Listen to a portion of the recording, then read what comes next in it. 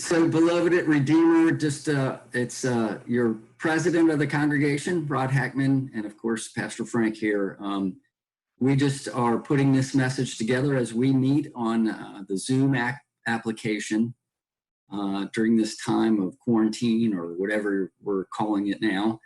We just have a few announcements we want to make. Number one, from me and the executive team and the elders, we are going to continue to live stream services for the next 2 weeks.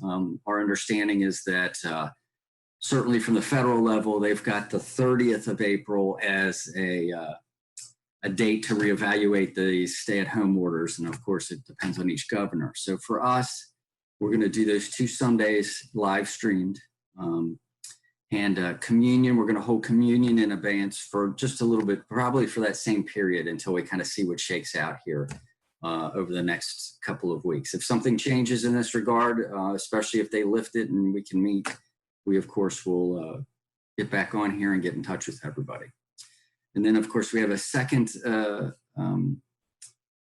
announcement, if you will, or some information, which I'm going to let your president do based on what I announced on Sunday regarding a virtual voters meeting. So Rod, I'm going to let you go ahead and explain all that to them. Okay. Yes, I'm connecting from home to wish each of you are staying safe during this unusual time and using this time to grow spiritually and emotionally with family and friends. And maybe learn a few tricks for connecting via social media while social distancing. What I want to do today was just share a few words related to 2 resolutions that will be voted on next week using a virtual voters meeting process. The second resolution requires very little explanation. The recording secretary position was not filled at our November voters meeting. We have asked Susan Hutchison to fill this role in the interim, and now we are requesting your approval for Susan to be the recording secretary for 2020. The first resolution requires that the voters approve acceptance of a potentially forgivable loan from the Paycheck Protection Program of the CARES Act.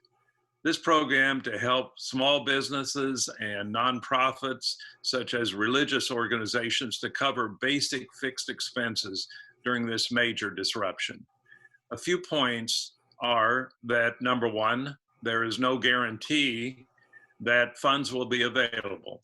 To improve the opportunity to receive funding, the trustees had to move quickly to submit an application.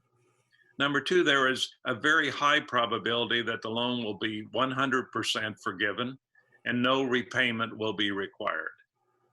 And number three, any portion of this loan that is not forgiven will be repaid before any interest is required.